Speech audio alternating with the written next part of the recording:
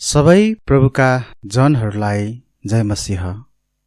April महिनाको नयाँ प्रार्थनाको सूचीहरूमा रहेका प्रार्थनाका विषयहरूलाई आफ्नो व्यक्तिगत र पारिवारिक प्रार्थनामा सम्झना गर्नुहुन अनुरोध छ। यदि तपाईको केही प्रार्थना अनुरोध छ भने कृपया चर्चको फोन वा एसएमएस र इमेल मार्फत आफ्नो प्रार्थना अनुरोध पठाउन सक्नुहुनेछ। बिरामीहरूको लागि प्रार्थना गरौँ। यस कोरोना भाइरसको महामारीको समयमा चर्चका सबै सदस्यहरूको सुस्वास्थ्य तथा खाँचोहरूको निम्ति प्रार्थना गरौँ। जापानमा रहेका मिशनरी परिवार इला तथा केटीको निम्ति प्रार्थना गरौँ। अन्य देशहरूमा र नेपालमा रहेका मिशनरीहरूको निम्ति प्रार्थना गरौँ। Navjivan Baptist church, Hetauda Bethel Baptist church, Berea Baptist church तथा विश्वभरि रहेका बाइबलीय चर्चहरूको लागि प्रार्थना गरौँ। यस हप्ताको निम्ति नयाँ पद, हप्ता 17, सचेत रहो जागा रहो। पहिलो पत्रुस 5:8। कोरोना भाइरसको कारण विश्वभरि देखिएको समस्याहरूको निम्ति प्रार्थना गरौँ। नेपाल देशको निम्ति प्रार्थना गरौँ। इस्टरको विशेष सेवाहरू अनलाइन भिडियो मार्फत गर्न पाएकोमा परमेश्वरलाई धन्यवाद। अनलाइन र अन्य तरिकाबाट भेटीहरू उपलब्ध गराउनु भएकोमा तपाईहरूलाई धन्यवाद। अनलाइन सेवाको निम्ति प्रार्थना गर्नुहुने र उत्साह दिनुहुने मित्रहरूलाई धन्यवाद।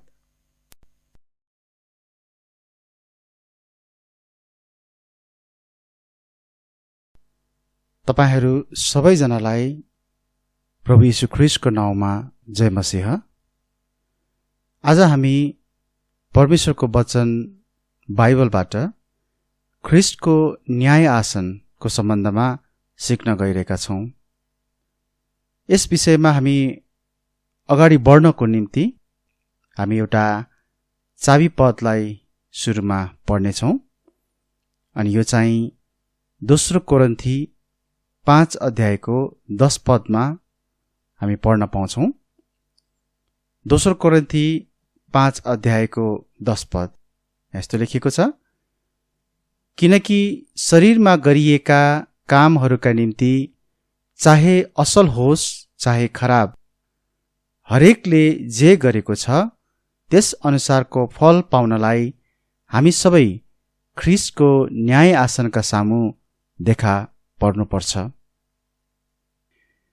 हामी परमेश्वरसँग सुरुमा सहायता मागौँ, उहाँसँग प्रार्थना गरौँ, अनि हामी त्यसपछि यस भागमा अगाडि बढ्नेछौँ। आउनुहोस् म प्रार्थना गर्छु। धन्यवाद छ परमेश्वर पिता, तपाईँ प्रभुको वचनलाई खोल्ने अवसर पाएका छौँ। अनि यो समय तपाईँको जीवित वचनबाट सिक्नको निम्ति हामी अगाडि बढ्दैछौँ।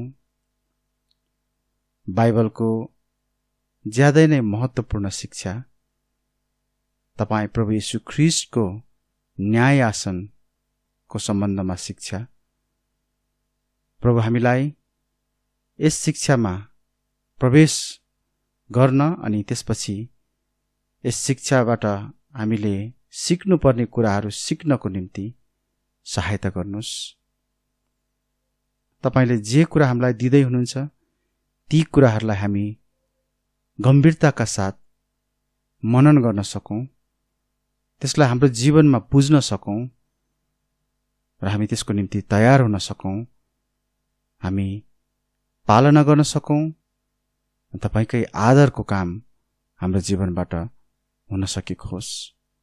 यस भागलाई तपाईँ प्रभुको चरणमा राखेर आशिष माग्छौँ प्रभु यीशु ख्रीष्टको नाउँमा, आमेन। पावल प्रेरितले कोरिन्थमा भएका क्रिस्चियनहरूलाई यो पत्र लेखेका थिए। यस पत्रको अध्याय 2 मा उनले डेरा रूपी हाम्रो पृथ्वीको घर अर्थात् हाम्रो शरीरको कुरा गर्दैछ। हाम्रो यस शरीरले परमेश्वरको निम्ति ग्रहणयोग्य हुने कुरा गर्छ वा गर्दैन भन्ने कुराले एक दिन हाम्रो न्याय गरिनेछ भन्ने कुरालाई उनले यहाँ वर्णन गरिरहेका छन्। पावलले ख्रिस्टको यस न्याय आसनको बारेमा बताउँदा पक्कै पनि उनलाई आफ्नो न्याय गरिएको बेलाको सम्झना पनि थियो। म कुरा गर्दैछु प्रेरित 18 अध्यायको 12 पददेखि 17 पदमा भएको घटनाको। गलिलियोको न्याय आसनको ठाउँको भग्नावशेष यहाँ तपाईँ यो चित्रमा देख्न सक्नुहुन्छ। त्यो न्याय गरिएको समयमा यहुदीहरूले उनको विरोधमा उनलाई अखैयाका अञ्चलाधीश गलिलियोको न्याय आसनको सामु ल्याएका थिए। उनलाई गलिलियोले दोषी देखेनन्, तर पछि ग्रीकहरूले यहुदी सभाघरको मुख्य शासक सोस्थेनेसलाई त्यही न्याय आसनको सामु पिटे र गलिलियोले यसको कुनै वास्ता गरेनन्।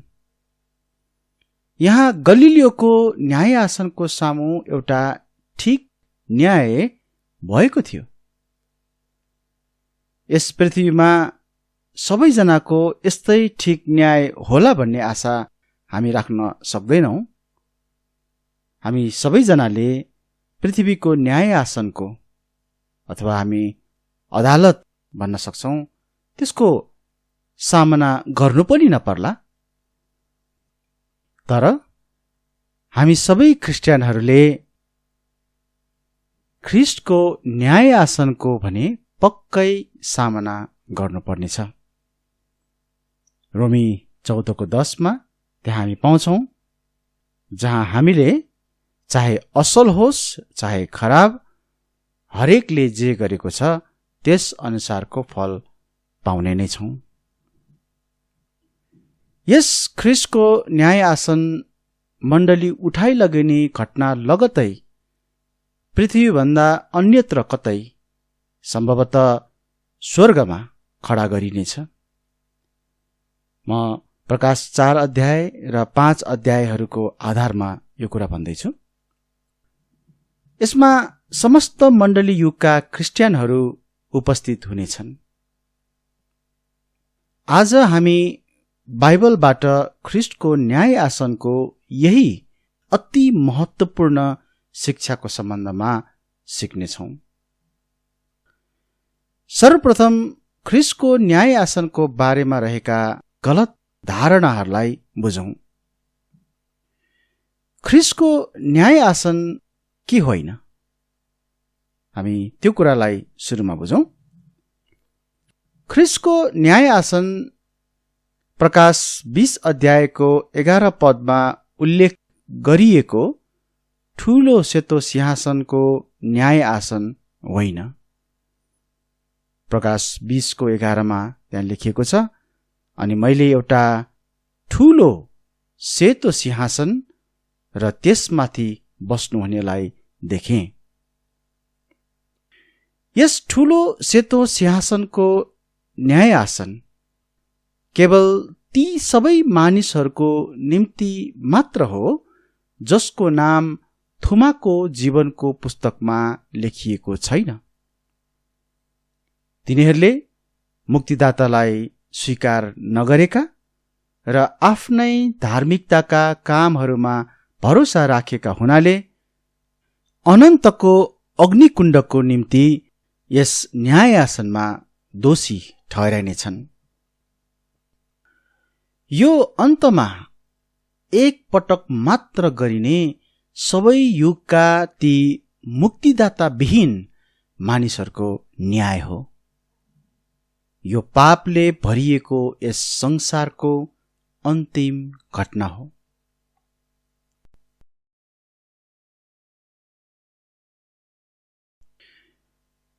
ख्रिस्टको न्याय आसन मत्ती 25 अध्यायको 31 पदमा उल्लेख गरिएको महिमाको सिंहासन पनि होइन। मत्ती 25 अध्यायको 31 पदमा यस्तो लेखिएको छ, तर जब मानिसका पुत्र आफ्नो महिमामा आउनेछन् र सबै पवित्र दूतहरू पनि उनको साथमा आउनेछन्, तब उनी आफ्नो महिमाको सिंहासनमा बस्नेछन्। यस महिमाको सिंहासन ख्रिस्टको दोस्रो आगमनको समयमा खडा गरिनेछ, जब उहाँ स्वर्गबाट मण्डली सहित यस पृथ्वीमा आउनुहुनेछ। तब उहाँले यस पृथ्वीमा भएका सबै जातिहरूको यहोसापातको बेसीमा इजरायललाई तिनीहरूले गरेको व्यवहारको आधारमा न्याय गर्नुहुनेछ। यस महिमाको सिंहासनको न्यायमा इजरायललाई ठिक व्यवहार गर्ने जातिहरू ख्रिस्टले यस पृथ्वीमा गर्नुहुने 1000 वर्षको राज्यमा प्रवेश गर्नेछन्। तर जुन जातिहरूले इजरायललाई बेठिक व्यवहार गर्छन्, तिनीहरू अनन्त दण्डमा जानेछन्। हामी योएलको पुस्तक 3 अध्यायको 2 पद अनि 12 पदमा यी कुराहरू पढ्न पाउँछौं। 2 पदमा यस्तो लेखिएको छ, तब म सबै जातिहरूलाई भेला गर्नेछु र तिनीहरूलाई तल यहोसापातको बेसीमा ल्याउनेछु, अनि त्यहाँ मेरो प्रजा र मेरो अधिकारको भाग इजरायलको विषयमा म तिनीहरूसित मुद्दा लड्नेछु, जसलाई तिनीहरूले जाति जातिको बीचमा तितर बितर पारे र मेरो देश बाँडे।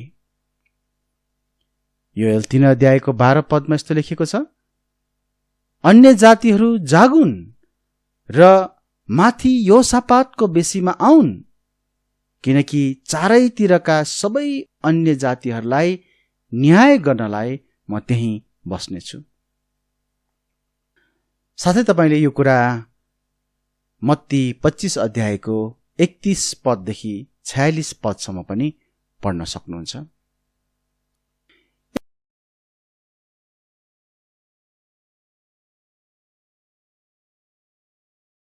यसैले ख्रिस्टको न्याय आसन मानिसहरूको पापको न्याय गर्ने ठाउँ होइन, न ख्रिस्टलाई विश्वास गर्नेहरूको पापको न्याय गर्ने ठाउँ हो, न त ख्रिस्टलाई विश्वास नगर्नेहरूको पापको न्याय गर्ने ठाउँ हो। ख्रिस्टको न्याय आसन क्रिस्चियनहरूको सेवाहरूको न्याय गर्ने ठाउँ हो। ख्रिस्टको न्याय आसनको सम्बन्धमा हेर्नको लागि हामीले 1 कोरिन्थी 3 अध्यायको 10 पददेखि 15 पदलाई मुख्य खण्डको रूपमा लिनेछौं।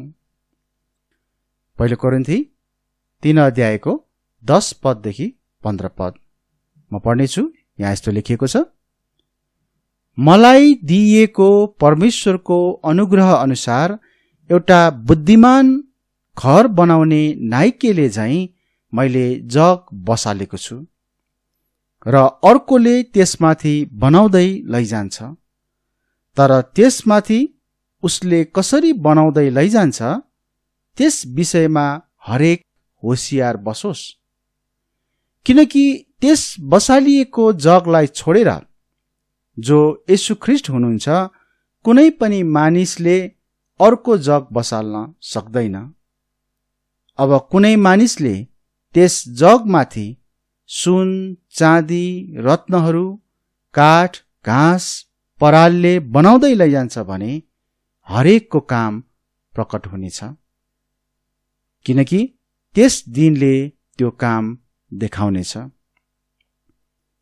किनकि त्यो आगोद्वारा प्रकट गरिनेछ अनि हरेकको काम त्यो कस्तो किसिमको रहेछ भनी आगोले जाँच गर्नेछ।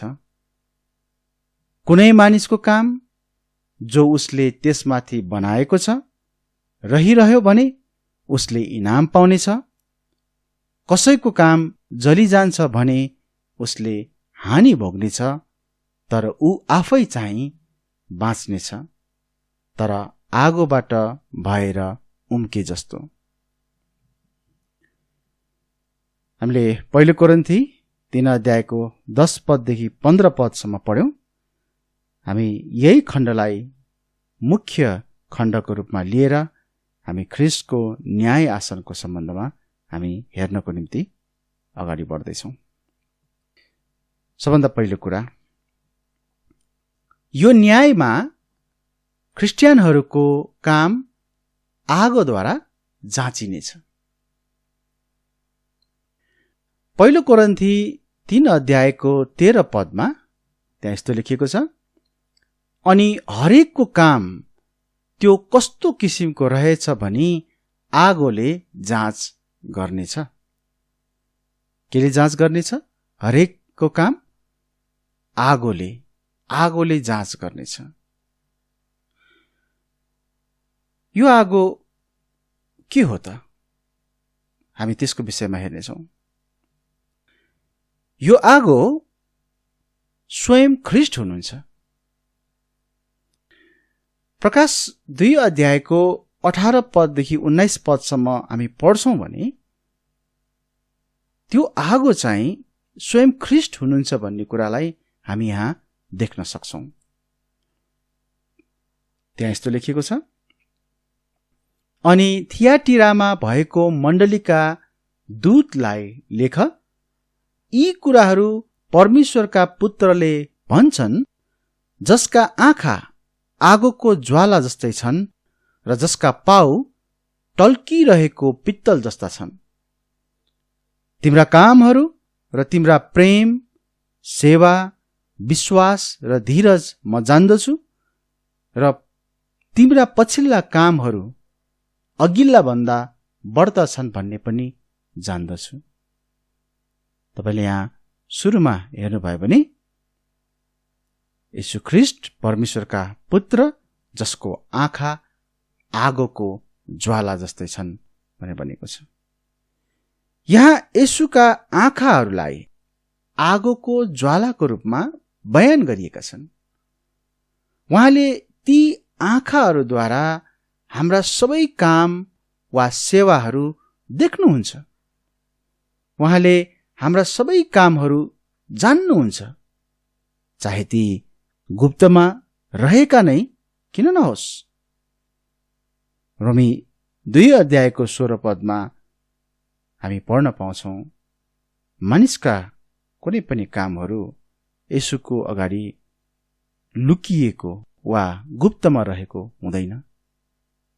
त्यहाँ लेखिएको छ रोमी 2:16मा, त्यो दिन जब परमेश्वरले मेरो सुसमाचार अनुसार येशू ख्रीष्टद्वारा मानिसहरूका गुप्त कुराहरूको न्याय गर्नुहुनेछ। उहाँ येशू ख्रीष्ट, जसको आँखाहरू आगोको ज्वाला जस्तै छन्, उहाँले नै सबै मानिसहरूको न्याय उहाँको वचन अनुसार गर्नुहुनेछ। उहाँको वचन अनुसार यूहन्ना 12 अध्यायको 48 पदमा हामी यसरी पढ्न पाउँछौं, जसले मलाई रद्द गर्छ र मेरा वचनहरू ग्रहण गर्दैन, त्यसलाई न्याय गर्ने एउटा छ। मैले बोलेको वचनले नै अन्तिम दिनमा त्यसको न्याय गर्नेछ। यहाँ प्रभु येशूले भन्दै हुनुहुन्छ, मैले बोलेको वचनले नै अन्तिम दिनमा त्यसको न्याय गर्नेछ। यसैले येशू ख्रीष्ट नै हुनुहुन्छ जो आगो हुनुहुन्छ, र उहाँले वचनद्वारा, उहाँको वचनद्वारा नै सबै मानिसको न्याय गर्नुहुनेछ भन्ने कुरालाई यहाँ हामी पढ्न पाउँछौं। साथै यो आगो परमेश्वरको वचन पनि हो। हामीले भर्खर हेर्यौं यो आगो येशू ख्रीष्ट नै हुनुहुन्छ। अब हामी हेर्दैछौं यो आगो परमेश्वरको वचन हो। यिर्मया 23 अध्यायको 29 पदमा परमेश्वरको वचन आगो हो भन्ने कुरालाई हामी पढ्न पाउँछौं। त्यहाँ यस्तो लेखिएको छ, यिर्मया 23:29 के मेरो वचन आगो जस्तै छैन र? परमप्रभु भन्नुहुन्छ, अनि के त्यो घन जस्तो छैन र, जसले चट्टानलाई टुक्रा टुक्रा पार्छ। देख्नुभयो, यहाँ हामी पढ्न पाउँछौं परमेश्वरको वचन चाहिँ आगो जस्तै छ। हाम्रा हरेक कामहरूको जाँच्ने आधार परमेश्वरको जीवित वचन बाइबल नै हो। बाइबलले नै हामीले यस संसारमा गरेका हरेक कामहरूको न्याय गर्नेछ। जसरी हामीले 1 कोरिन्थी 3 अध्यायको 13 पदमा हेर्छौं भने हरेक मानिसको काम त्यहाँ भनिएको छ। हरेक मानिसको काम, कोही पनि छुट्ने छैन। सबैको न्याय चाहिँ प्रभुले गर्नुहुनेछ। हामीले हेर्यौं त्यो आगो येशू ख्रीष्ट हुनुहुन्छ। हामीले हेर्यौं त्यो आगो उहाँको वचन नै हो। अझ हामी स्पष्टसँग एउटा अर्को खण्डमा हेर्न सक्छौं, त्यो वचन चाहिँ स्वयं येशू ख्रीष्ट नै हुनुहुन्छ। अर्थात् येशू ख्रीष्ट नै वचन हुनुहुन्छ। यूहन्ना 1 अध्यायको 1 पद अनि 14 पद म पढ्नेछु। यस्तो लेखिएको छ, सुरुमा वचन हुनुहुन्थ्यो, अनि वचन परमेश्वरसँग हुनुहुन्थ्यो, अनि वचन परमेश्वर हुनुहुन्थ्यो। 14 पदमा, अनि वचन शरीर हुनुभयो, अनि हाम्रा माझमा अनुग्रह र सत्यताले पूर्ण भएर वास गर्नुभयो, अनि हामीले पिताका एकमात्र जन्माइएका पुत्रको महिमा जस्तो उहाँको महिमा देख्यौं। यसरी हामी यहाँ के देख्छौं भन्दाखेरि, जुन आगोले हाम्रा कामहरू जाँचिन्छ, त्यो आगो चाहिँ वास्तवमा अरू केही पनि नभएर त्यो चाहिँ स्वयं येशू ख्रीष्ट हुनुहुन्छ। स्वयं येशू ख्रीष्टको जीवित वचन नै हुनुहुन्छ। यसैले ख्रीष्टको न्याय आसनमा हाम्रा कामहरूलाई जाँच्ने आगो अरू केही नभएर येशू ख्रीष्ट आफै र उहाँको वचन नै हुनुहुन्छ। दोस्रो कुरा, यो न्याय ख्रिस्टियनहरूले गरेको काम अनुसार हुनेछ। 1 कोरिन्थी 3 अध्यायको 13 पद यहाँ यस्तो लेखिएको छ, अनि हरेकको काम त्यो कस्तो किसिमको रहेछ भनी आगोले जाँच गर्नेछ। ध्यान दिनुस् त के भनेको छ, त्यो कस्तो किसिमको रहेछ त्यो जाँच्ने काम त्यहाँ हुनेछ। 1 कोरिन्थी 3 अध्यायको 8 पदमा पनि त्यहाँ यस्तै कुराहरू हामी देख्न पाउँछौं। म पुरै पढ्ने छैन, एउटा खण्ड मात्रै म पढ्नेछु। त्यहाँ भनेको छ, अनि हरेक मानिसले उसको आफ्नै मेहनत अनुसार उसको आफ्नै इनाम पाउनेछ। उसले जे गरेको छ त्यही अनुसारको प्रतिफल पाउनेछ, यहाँ त्यो भनेको छ। यो न्याय ख्रिस्टियनहरूको भण्डारीपनसँग सम्बन्धित छ, वा यसलाई ख्रिस्टियनहरूको सेवा पनि भन्न सकिन्छ। हामी परमेश्वरका सेवकहरू हौं। परमेश्वरको सेवक हुनु भनेको कस्तो कुरा हो? पहिलो कुरा, परमेश्वरको सेवक हुनु भनेको सबै कुराहरू परमेश्वरका हुन् भन्ने कुरालाई स्वीकार गर्नु हो। दोस्रो कुरा, परमेश्वरको सेवक हुनु भनेको परमेश्वरले दिनुभएको सबै कुराहरूको बुद्धिमानीसँग व्यवस्थापन गर्नु हो। तेस्रो कुरा, सबै ख्रिस्टियनहरू परमेश्वरका सेवकहरू हुन् भन्ने कुरालाई बुझ्नु खाँचो छ। र चौथो कुरा, परमेश्वरको सेवकले सबै कुराहरूमा परमेश्वरलाई आदर दिने काम गर्नुपर्छ। यसरी हामी देख्दछौँ परमेश्वरको सेवक हुनु भनेको कस्तो कुरा हो। हामी क्रिस्चियनहरूले ख्रीष्टको न्याय आसनमा पाउने प्रतिफलहरू हाम्रै सेवाहरू अनुसार हुनेछ भनी बताउँदछ। ती कामहरू दुई भागमा विभाजन गरिएका छन्। हामी फेरि एकचोटि ध्यान दिउँ पहिलो कोरिन्थी 3 अध्यायको 12 पद अनि 13 पदलाई। त्यहाँ यसरी लेखिएको छ, अब कुनै मानिसले त्यस जगमाथि,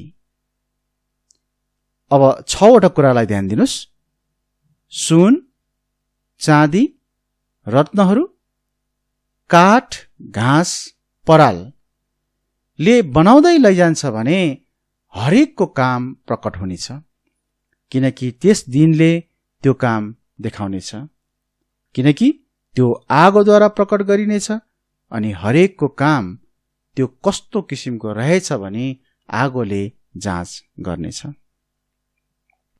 यहाँनिर 6वटा त्यस्ता थोकहरूको कुरा गरिएको छ जसलाई चाहिँ हाम्रो कामसँग तुलना गरिएको छ र जसलाई एक दिन प्रभुले ख्रीष्टको न्याय आसनको सामु आगोद्वारा जाँच्नुहुनेछ। पहिलो भागमा त्यहाँ पाउँछौँ सुन, चाँदी, बहुमूल्य पत्थरहरू रूपी कामहरू। सुन, चाँदी, बहुमूल्य पत्थरहरू रूपी कामहरू ती हुन् जो हामीले विश्वासयोग्य भई परमेश्वरलाई मनपर्ने सेवाहरू गर्छौं। यसमा हामीले परमेश्वरको वचनलाई आफ्नो जीवन र अभ्यासहरूका निम्ति एकमात्र मापदण्ड बनाएको हुनै पर्छ। निश्चय नै जब सुन, चाँदी र बहुमूल्य पत्थरहरू आगोद्वारा जाँचिन्छ ती झन् निखुर भएर निस्किन्छन्। ती जल्दैनन्, ती शेष हुँदैनन्, तर रहिरहन्छन् र देखिन्छन्।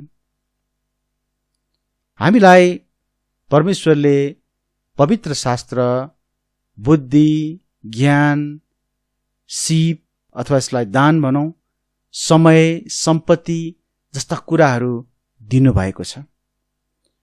उहाँले हामीलाई उहाँका आज्ञाहरू पालना गर्न भन्नुभएको छ। संसारमा साक्षी हुन भन्नुभएको छ। ख्रीष्टको प्रतिरूपमा बढ्दै जान भन्नुभएको छ। उहाँले हामीलाई मण्डली दिनुभएको छ, परिवार दिनुभएको छ। अब प्रश्न यो छ, हामीले यी सबै क्षेत्रहरूमा कस्तो काम गरिरहेका छौं? अर्को भागमा त्यहाँ छ काठ, घाँस, पराल रूपी कामहरू। काठ, घाँस, पराल रूपी कामहरू ती हुन् जो परमेश्वरको दृष्टिमा व्यर्थका छन् र उहाँको विरोधमा छन्।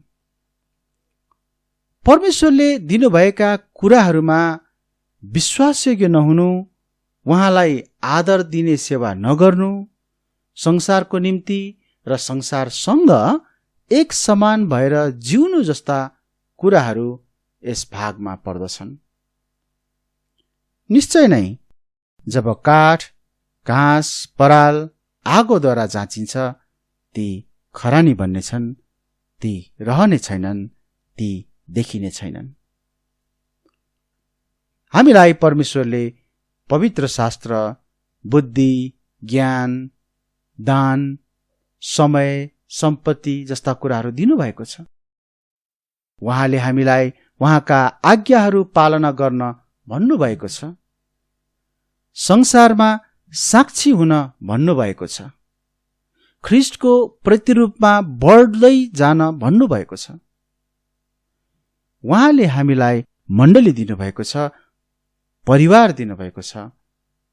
फेरि प्रश्न उस्तै छ, हामीले यी सबै क्षेत्रहरूमा के कस्तो गरिरहेका छौं? तपाईको क्रिस्चियन सेवा कस्तो छ? सुन, चाँदी, बहुमूल्य पत्थरहरू जस्तो वा काठ, घाँस, पराल जस्तो। तपाईले यस विषयमा विचार गर्नै पर्छ। तपाईले यस विषयमा गम्भीर भएर सोच्नै पर्छ। अब हामी तेस्रो कुरालाई हेरौं। यो न्यायमा ख्रिस्टियनहरूले पाउने र गुमाउने मुकुटहरू वा इनामहरू छन्। फेरि हामी एकचोटि पहिलो कोरिन्थी 3 अध्यायको 14 पद र 15 पदलाई हेरौं। पहिलो कोरिन्थी 3 अध्यायको 14 र 15 त्यहाँ यस्तो लेखिएको छ, कुनै मानिसको काम जो उसले त्यसमाथि बनाएको छ रहिरह्यो भने उसले इनाम पाउनेछ। के पाउनेछ? इनाम पाउनेछ। कसैको काम जली जान्छ भने उसले हानि भोग्नेछ। उसले के भोग्नेछ? हानि भोग्नेछ। तर ऊ आफै चाहिँ बाँच्नेछ, तर आगोबाट भएर उम्के जस्तो।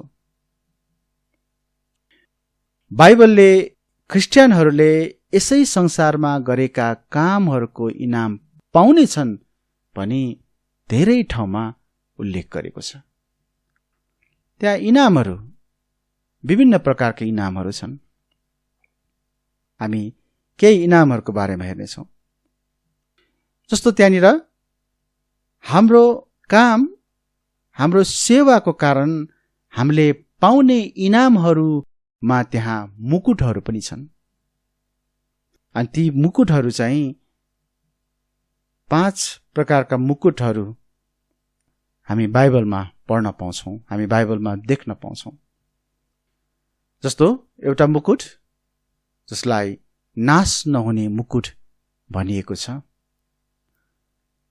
पहिलो कोरिन्थी 9 अध्यायको 25 पदमा हामी नाश नहुने मुकुटका सम्बन्धमा पढ्न पाउँछौँ। त्यहाँ यस्तो लेखिएको छ, पहिलो कोरिन्थी 9 अध्यायको 25 पदमा, अनि होडबाजीमा सङ्घर्ष गर्ने हरेक मानिसले सबै कुरामा आफूलाई बसमा राख्दछ। अब तिनीहरू साँच्चै नाश भइजाने मुकुट पाउनका निम्ति यसो गर्दछन्, तर हामी त नाश नहुने मुकुटका निम्ति। यहाँनिर हामीलाई एउटा होडबाजीमा सङ्घर्ष गर्ने मानिसलाई उदाहरण दिँदै यो नाश नहुने मुकुट प्राप्त गर्नको निम्ति हामीलाई सिकाइएको छ। पावलको समयमा त्यहाँ खेलहरू हुने गर्थे अनि त्यहाँ खेलहरूमा हारजितहरू हुने गर्थ्यो र ती हारजितहरूमा जित्नेहरूलाई त्यहाँ मुकुटको रूपमा इनाम दिइन्थ्यो। अनि पावलले यहाँ त्यही कुरालाई उल्लेख गरेका छन् कि त्यहाँ मानिसहरू नाश हुने मुकुटको लागि दगुर छन्, तर हामी चाहिँ त्यो नाश नहुने मुकुटका निम्ति त्यो भनेको छ। हाम्रो क्रिस्चियन सेवामा हामीले गरेका कामहरूद्वारा एक दिन हामीले त्यो नाश नहुने मुकुट इनामको रूपमा पाउनुपर्छ। दोस्रो, आनन्दको मुकुट। पहिलो थेसलोनिकी 2 अध्यायको 19 पदमा हामी आनन्दको मुकुटको बारेमा, अथवा यसलाई रमाहाटको मुकुट पनि भन्न सक्छौं, हामी पढ्न पाउँछौं। त्यहाँ लेखिएको छ, किनकि हाम्रो आशा, आनन्द वा रमाहाटको मुकुट के हो? हाम्रा प्रभु येशू ख्रिस्टको उपस्थितिमा, उहाँको आगमनमा के तिमीहरू नै होइनौ र? वास्तवमा यसलाई चाहिँ हामीले आत्मा जित्नेहरूले पाउने मुकुट भनेर पनि भन्न सक्छौं। तपाईले कति मानिसहरूलाई प्रभुमा जित्नु भएको छ? तपाईलाई सायद थाहा छ होला, अथवा तपाईलाई थाहा छैन होला, ठिकै छ। धेरै मानिसहरूले चाहिँ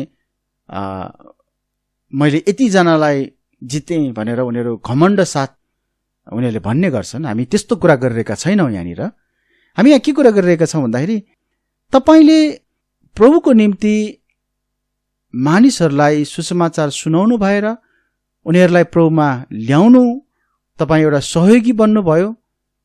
तपाईँलाई थाहा छ, एक दिन जब प्रभुको आगमन हुनेछ, उहाँले जब मण्डलीलाई लिन आउनुहुनेछ, तब तपाईँले मैले ती व्यक्तिहरू, ती जितिएका व्यक्तिहरूलाई पनि सँगै प्रभु कहाँ गएको, हामीसँगै प्रभुमा गएको हामी देख्नेछौँ। अनि त्यो दिन चाहिँ यस्तो आनन्दको, यस्तो रमाहटको समय हुनेछ। अनि त्यसलाई चाहिँ यहाँ मुकुटसँग दाँजिएको छ। अब यहाँ यो मुकुटलाई उल्लेख गर्दाखेरि यहाँनिर हामी यो इनामको रूपमा हो भन्ने कुरालाई पनि हामी बुझ्दछौँ। प्रभुमा मानिसहरूलाई ल्याउनु, आत्मा जित्ने काम पनि इनाम प्राप्त गर्ने काम हो। अर्को हामी यहाँ पढ्न पाउँछौँ धार्मिकताको मुकुटको सम्बन्धमा। दोस्रो तिमोथी 4:8 हामी पढ्न पाउँछौँ धार्मिकताको मुकुटको बारेमा। यस्तो लेखिएको छ, अब उपरान्त मेरा लागि धार्मिकताको मुकुट राखिएको छ, जो चाहिँ धार्मिक न्यायकर्ता प्रभुले त्यस दिन मलाई दिनुहुनेछ, र मलाई मात्र होइन तर उहाँको आगमनलाई प्रेम गर्ने सबैलाई पनि दिनुहुनेछ। के तपाईँ प्रभु येशूको आगमनलाई प्रेम साथ पर्खिरहनु भएको छ? होइन, ठिकै छ, उहाँ आउनुहुन्छ होला, अथवा आउनु भए ठिकै छ। एउटा एकदमै हलुका खालको विचारमा, सोचमा, बिना तयारी हामी बेपरवाह, लापरवाह भएर हामी बसेका छौँ भने हामी प्रभुको आगमनलाई प्रेम गर्ने मानिसहरू होइनौँ। प्रभुको आगमनलाई प्रेम गर्ने व्यक्तिहरू ती हुन् जसले प्रभु आउनु हुँदाखेरि प्रभुको सामु आफूलाई चाहिँ लज्जित होइन तर प्रभुलाई खुसी तुल्याउने, प्रभुलाई आनन्दित तुल्याउने व्यक्ति, त्यस्तो व्यक्ति प्रभुको आगमनलाई प्रेम गर्ने व्यक्ति हो। अनि यस्तो व्यक्तिको लागि धार्मिकताको मुकुट चाहिँ त्यहाँ इनामको रूपमा राखिएको छ। चौथो, जीवनको मुकुट।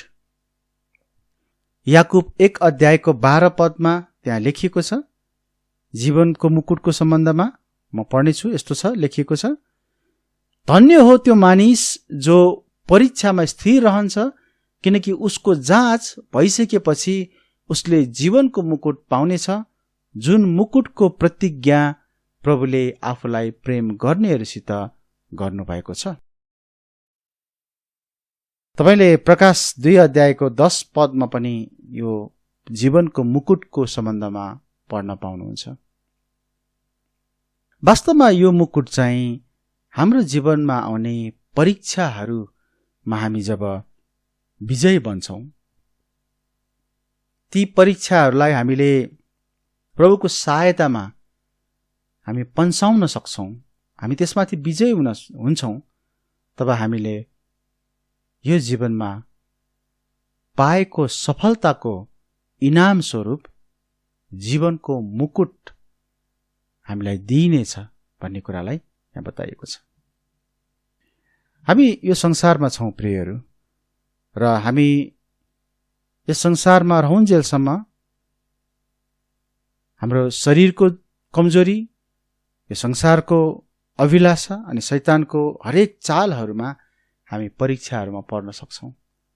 तर त्यो व्यक्ति जसले यस्ता परीक्षाहरूलाई प्रभुको सहायतामा पन्छाउन सक्छ वा त्यसमाथि विजय प्राप्त गर्न सक्छ, त्यो व्यक्ति जीवनको मुकुटको हकदार बन्न सक्छ।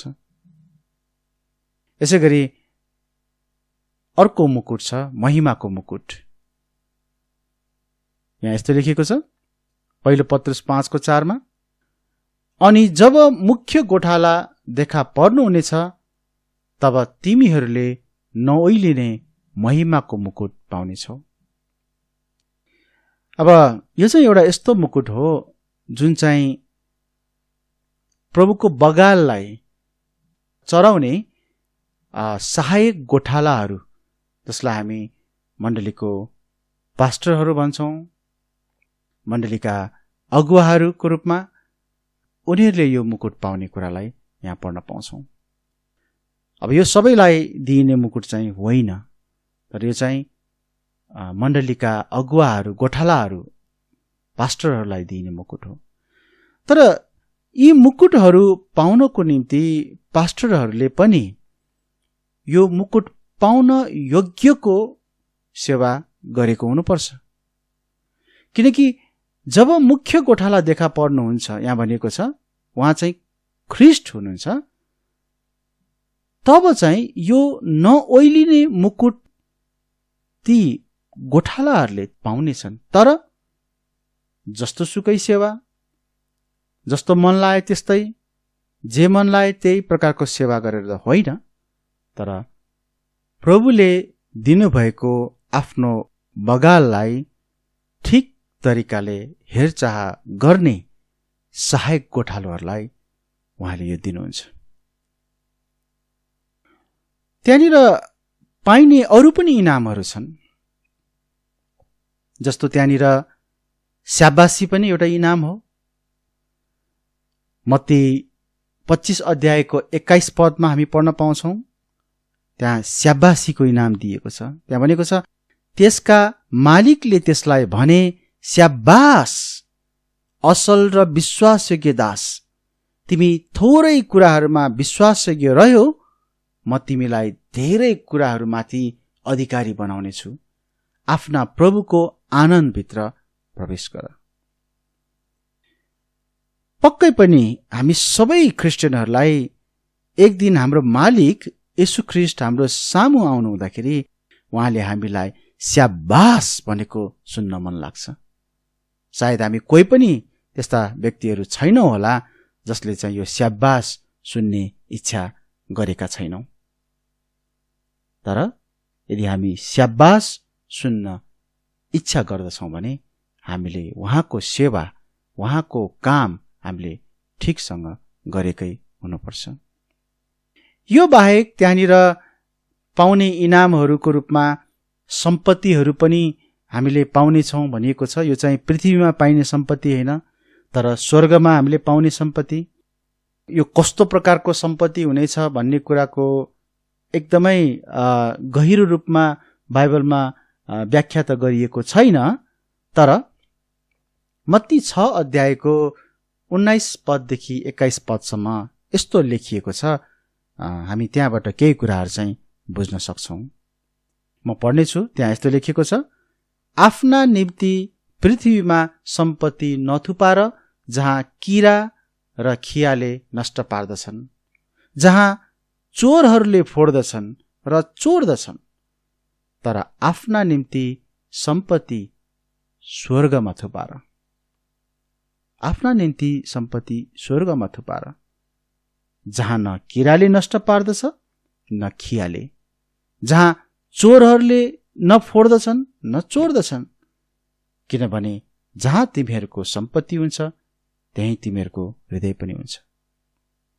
मुख्य गरी हामी यहाँ हेर्छौँ भने स्वर्गमा हामीलाई सम्पत्ति थुपार्नको निम्ति भनिएको छ, जहाँ चाहिँ किराले पनि नष्ट पार्दैन र खियाले पनि खाँदैन, न त चोरहरूले चोर्छन् वा फोड्दछन्। म विश्वास गर्दछु यस पृथ्वीमा रहँदा हामीले गरेका कामहरू, हामीले गरेका सेवाहरू र विशेष गरी परमेश्वरको एउटा असल भण्डारी भएर उहाँले दिनुभएका सम्पत्तिहरू, उहाँले दिनुभएका सिपहरू, उहाँले दिनुभएका समयहरूको यदि हामीले ठिक तरिकाले व्यवस्थापन गर्छौँ, त्यसलाई हामीले ठिक तरिकाले प्रयोगमा ल्याउँछौँ भने हामीले स्वर्गमा यी सम्पत्तिहरू जो यहाँ उल्लेख गरिएको छ त्यो थुपार्नेछौँ। र एक दिन हामी त्यहाँ पुग्दाखेरि निश्चय नै हामी छक्क पर्नेछौँ, ओहो हामीले यस्ता यस्ता सम्पत्तिहरू यहाँ स्वर्गमा हामीले थुपारेका रहेछौँ, अनि हामी अचम्म पर्नेछौँ पक्कै पनि। प्रियहरू, त्यहाँनिर पाउने इनामहरू मात्र होइन, तर त्यहाँ गुमाउनु पर्ने इनामहरू पनि हुन सक्छन्। हामीले इनाम गुमाउन सक्नेछौँ भन्ने कुराको बाइबलमा उल्लेख गरिएको छ। म 3वटा पदहरू पढ्नेछु अनि तपाईहरूले यसलाई मनन गर्नुहोस्। दोस्रो यूहन्ना 8 पदमा त्यहाँ यस्तो लेखिएको छ, आफ्नो विषयमा होशियार बस, यसैले कि जुन कुराहरूका लागि हामीले परिश्रम गर्यौं तिनलाई हामी नगुमाऊ तर पूरा प्रतिफल पाऊ। है, हामी नगुमाऊ, हामीले गरेको परिश्रमको फललाई नगुमाऊ भनिएको छ। प्रकाश 3:11 हेर म चाँडै आउँछु, तिमीसँग जे छ त्यसलाई बलियो गरी पक्रिराख र तिम्रो मुकुट कसैले लैजान नपाओस्। तिम्रो मुकुट कसैले लैजान नपाओस्। यसैगरी कलस्सी 2:18 पदमा यस्तो लेखेको छ, दीनता र स्वर्गदूतहरूको पूजामा आफ्नो इच्छा अनुसार गरेर कसैले तिमीहरूलाई आफ्नो इनाम गुमाउने नबनाओस्। त्यो आफूले नदेखेका कुराहरूमा लागेर आफ्नो शारीरिक मनद्वारा व्यर्थमा फुलिएको हुन्छ। यहाँ पनि हामी पढ्न पाउँछौँ, तिमीहरूलाई आफ्नो इनाम गुमाउने नबनाओस्।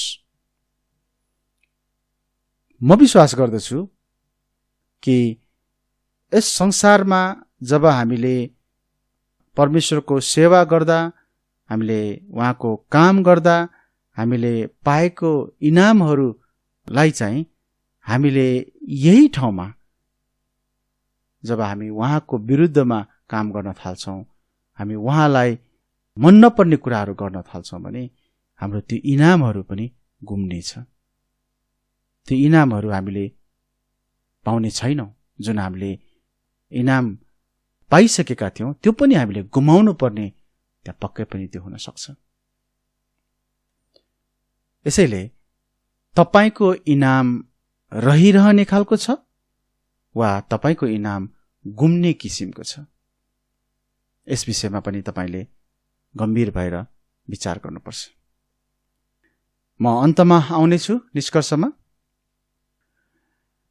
तपाईले भन्नुहोला, ख्रिस्टको न्याय आसन त स्वर्ग र नरकको निर्णायक ठाउँ होइन रहेछ। ख्रिस्टलाई विश्वास गरिसकेपछि जे गरे पनि खासमा अनन्तको जीवन चाहिँ नगुम्ने रहेछ। यसैले मेरो निम्ति यस कुरामा त्यति धेरै गम्भीर हुनु आवश्यक छैन। सायद हामीले यसरी सोच्दैन होला, तर के तपाईलाई थाहा छ, हाम्रा कतिपय क्रियाकलापहरूले यस्तै देखाइरहेको हुन्छ। ख्रिस्टको न्याय आसनको सामु खडा हुनु कुनै रमाइलो खेल खेले जस्तो, कुनै एउटा जोक गरे जस्तो त्यस्तो खालको कुरा होइन। यसको निम्ति हामी ज्यादै गम्भीर हुनुपर्छ। म विश्वास गर्दछु कि प्रकाश 4 अध्यायको 4 पद र 10 पदमा ती 24 प्राचीनहरूले पाएको मुकुट र पछि तिनीहरूले ती मुकुटहरू सिंहासनमा बस्नुहुनेका सामु राखिदिएको दृश्य ख्रिस्टको न्याय आसनको दृश्य नै हो।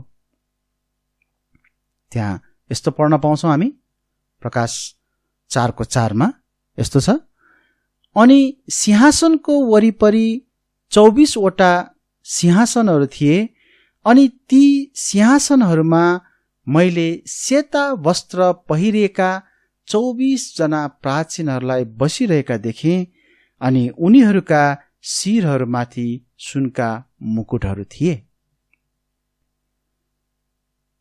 10 पदमा यस्तो लेखेको छ, प्रकाश 4:10 मा, तब ती 24 प्राचीनहरूले सिंहासनमा बस्नुहुनेका सामु लम्पसार परेर सदा सर्वदा जिउनु हुनेलाई धन्यवाद गर्छन् र यसो भन्दै आफ्ना मुकुटहरू सिंहासनका सामु राखिदिन्छन्। यहाँ 24 प्राचीनहरू मण्डली युगका क्रिस्चियनहरूका प्रतीकहरू हुन्। अनि ख्रीष्ट सबै सामर्थ्य, धन, बुद्धि, बल, आदर, महिमा र धन्यवाद पाउन योग्यको हुनुहुन्छ। जसरी प्रकाश 5:12 लेखिएको छ, अनि उनीहरूले ठूलो स्वरले यसो भन्दै थिए, मारिनु भएको थुमा सामर्थ्य, धन, बुद्धि, बल, आदर, महिमा र धन्यवाद पाउन योग्यको हुनुहुन्छ। वास्तवमा हामीले पाउने मुकुटहरू वा इनामहरू पाउन योग्य पनि उहाँ नै हुनुहुन्छ, अथवा हामीले उहाँलाई नै त्यो दिनुपर्छ। जसरी 24 प्राचीनहरूले आफ्ना मुकुटहरू त्यहाँ सिंहासनको सामु राखिदिएका छन्। तपाईसँग कुन चाहिँ इनाम वा कुन चाहिँ मुकुट छ जसलाई तपाईले एक दिन ख्रीष्टको सामु उहाँलाई दिनुहुनेछ? उहाँलाई नै तपाईले दिनको निम्ति तपाईसँग कुनै इनाम वा कुनै मुकुट छ? हामीले आज हेर्यौं ख्रीष्टको न्याय आसनको सम्बन्धमा, यो चाहिँ यस्तो ठाउँ हो जहाँ हाम्रा क्रिस्चियन सेवाहरू, कामहरू आगोद्वारा जाँचिनेछ। यो त्यस्तो ठाउँ हो जहाँ हाम्रो काम चाहिँ दुई प्रकारले जाँचिनेछ। सुन, चाँदी र बहुमूल्य पत्थरहरूको रूपमा, वा काठ, घाँस र परालको रूपमा। अनि तेस्रो कुरा हामीले हेर्यौं, त्यहाँ हामीले हाम्रा कामहरूको इनाम पनि हामीले पाउनेछौँ। हामीले पाउने इनामहरू, त्यहाँ मुकुटहरू छन्, त्यहाँ स्याबासी छ, त्यहाँ सम्पत्तिहरू पनि स्वर्गमा रहेका छन्। तर हामीले गुमाउने इनामहरू पनि छन्। यसैले हामीले ख्रीष्टको न्याय आसनको सामु खडा हुनको निम्ति तयार छौं कि छैनौं? हामी त्यसको निम्ति गम्भीर भएर विचार गर्नुपर्छ। अब हामीले नचाहेर हामी ख्रीष्टको न्याय आसनको अगाडि खडा नहुने भन्ने त्यहाँ हुने छैन। हामी जस्तो भए पनि, जस्तो अवस्थामा पनि हामी उहाँको न्याय आसनको सामु खडा हुनै पर्छ।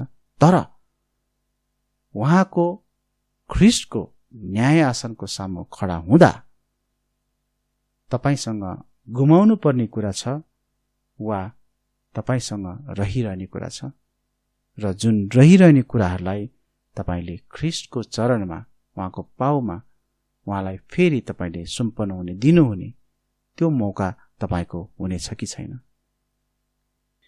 आउनुहोस् म अन्तिम प्रार्थना गर्नेछु, अनि आजको यस वचनको भागलाई पनि हामी यही समाप्त गर्नेछौं। धन्यवाद छ परमेश्वर पिता, तपाईको जीवित वचनको निम्ति। तपाईको वचन यति सामर्थ्यपूर्ण छ, यति प्रभावशाली छ कि प्रभु यसले हामीलाई सोच्न, विचार गर्न बाध्य तुल्याउँछ।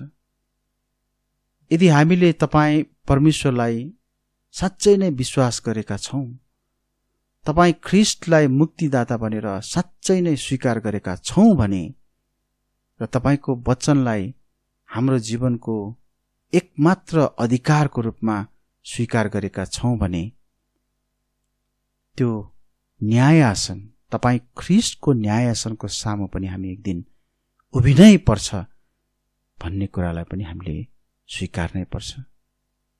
तर त्यो दिन हामी कसरी उभिनेछौँ?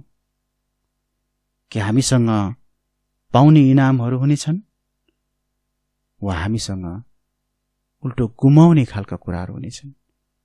आज हामीले त्यसको विषयमा गम्भीर भएर विचार गर्न सकौं। यही जीवनमा नै, यही पृथ्वीमा नै हामीले गर्ने कामहरूको कारणले नै त्यो बेलाको इनामको निर्धारण यहाँ हुनेछ प्रभु।